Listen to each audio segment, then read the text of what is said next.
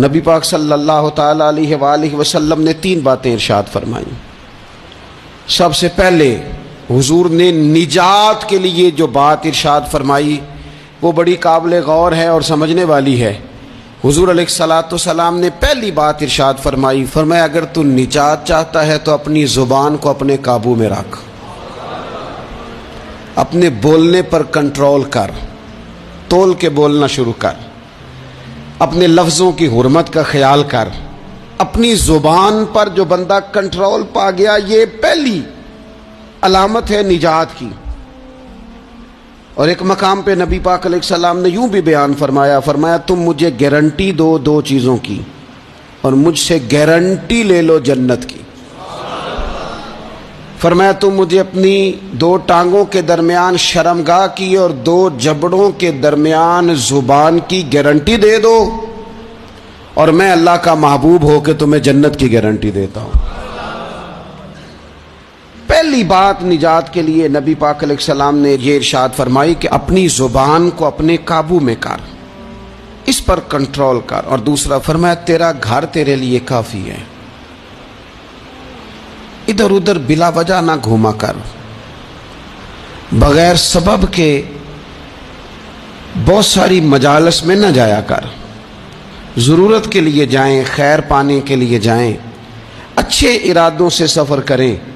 گئے ہمارے صوفیاء علماء دور دراز کے سفر کیے محدثین نے، کس لیے؟ حضور کی احادیث کو جمع کرنے کے لیے، نبی پاک علیہ الصلوۃ والسلام کے فیضان سے حصہ پانے کے لیے۔ لیکن فرمایا ادھر ادھر نہ۔ کچھ لوگوں کو بڑا شوق ہوتا ہے، اس مجلس میں بھی جائیں گے، اس محفل میں بھی جائیں گے، اس کی بھی سنیں گے، اس کی بھی سنیں گے۔ نتیجہ یہ رہے گا کہ بے یقین ہو جائیں گے، اپنے گھر سے نکلیں گے، گھر گھر پھریں گے، کسی گھر کے نہیں رہیں گے۔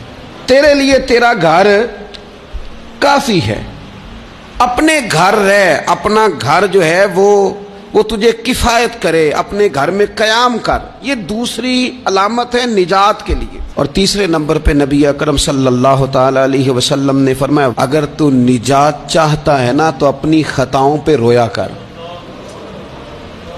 اپنی خطاؤں پہ آنسو بہا، اپنے آپ پہ رو، اگر چاہتا ہے کہ بچ جائے۔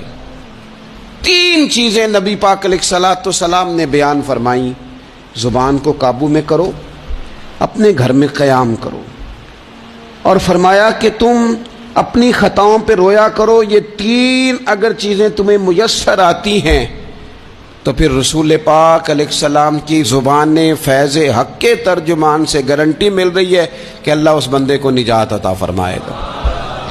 بہت شوق ہے لوگوں کو باتیں کرنے کا، بڑی باتیں، اوئے ہوئے۔ جو بات بڑے مختصر لفظوں میں 2 جملوں میں بیان ہو سکتی ہے، اس کے پیچھے اتنی لمبی تمہید باندھیں گے کہ اصل بات ہی رہ جائے گی بیچ میں سے۔ گفتگو، بات، بولنا، یعنی بات ہو رہی ہے، گفتگو ہو رہی ہے 2 لوگوں کے بیچ، اور کوئی دانا آدمی بات کر رہا ہے تو فٹافٹ مداخلت کریں گے اور جملہ پھینکیں گے، کہیں گے قطع کلامی معاف، اور اپنی بات شروع کر دیں گے۔ تو میں کئیوں کو روک کے کہتا ہوں کہ پہلے آپ پوچھ تو لیں ہم نے معاف کیا بھی ہے کہ نہیں۔ بہت باتیں کرتے ہیں بعض لوگ، بہت باتیں کرتے ہیں، اور دنیا میں جو زیادہ خطائیں ہوتی ہیں وہ زبان کی وجہ سے ہوتی ہیں۔ عملاً کوئی کسی کو کیا تکلیف دے گا، ہاتھ کوئی کسی پہ کیا اٹھائے گا، لیکن لفظوں کے تیر، جملوں کے ترش لہجے اور زبان کی کڑواہٹ۔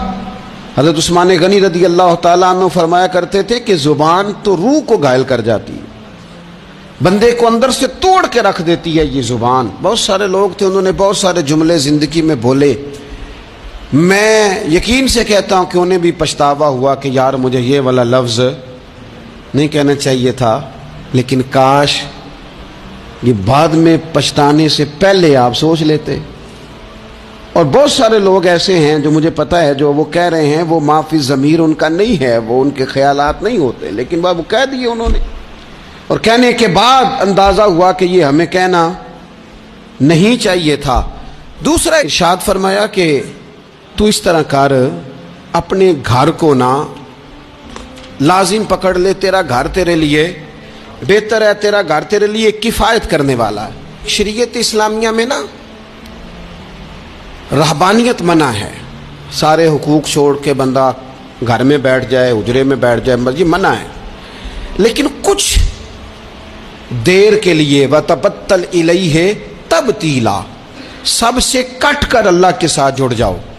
قرآن مجید نے کہا وہ کیا ہے کہ کچھ دیر کے لیے خلوت ضرور اختیار, جیسے آپ اعتکاف میں بیٹھے ہیں, سب سے کٹ کے اللہ کے گھر آ گئے, یہ کچھ دیر کے لیے یہ کام کرنے کا ضرور حکم دیا گیا ہے. آپ دیکھیے حضرت موسیٰ علیہ السلام, اسلام میں رہبانیت نہیں, سارے حقوق چھوڑ کے جانا نہیں, لیکن کچھ دیر کے لیے, تھوڑی دیر کے لیے. حضرت موسیٰ علیہ السلام 40 دن کے لیے گئے نا کوہ طور پہ, پھر اللہ نے تو رات عطا فرمائی. وَإِذْ وَعَدْنَا مُوسَىٰ 40 لَيْلَةً, ہم نے موسیٰ علیہ السلام سے 40 راتوں کا وعدہ لیا. نبی پاک علیہ السلام کتنے دن جا کے پہلے غار حرا میں بیٹھے, پھر اللہ تعالیٰ نے وحی عطا فرمائی. تو کچھ اپنے گھر میں وقت گزاریں, عبادت میں وقت گزاریں, اللہ کی یاد میں وقت گزاریں.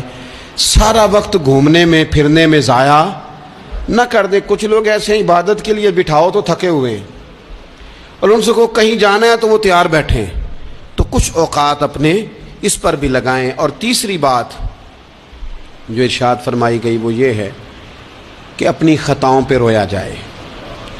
ہم نہ بڑا تبصرہ کرتے ہیں, بڑا رونا آتا ہے کسی کی مظلومیت پر, کسی کے دکھ پر, ملکی حالات پر, لوگوں پر, اچھی بات ہے, لیکن نجات کے لیے ضروری ہے کہ انسان اپنی خطاؤں پر بھی روئے.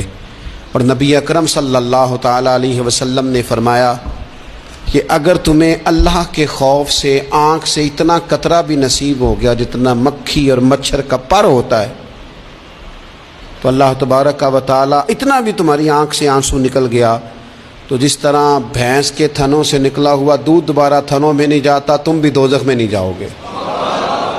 اور 2 آنکھیں اللہ کو بڑی پیاری ہیں. یا رسول اللہ کون سی؟ فرمایا کہ جو رب کی رضا کے لیے پہرا دیتی ہے, اور ایک وہ آنکھ جو اللہ کے خوف میں آنسو بہاتی ہے. یہ 2 آنکھیں اللہ کو بڑی پیاری ہیں. تو اس لیے یہ 3 باتیں آپ نے نہیں بھولنی. ایک تو یہ کہ اپنی زبان کی حفاظت کریں, ایک اپنے گھر میں, مسجد میں, اجرے میں کچھ دیر بیٹھ کے اللہ کو یاد کریں, اور کوشش کریں کہ بغیر وجہ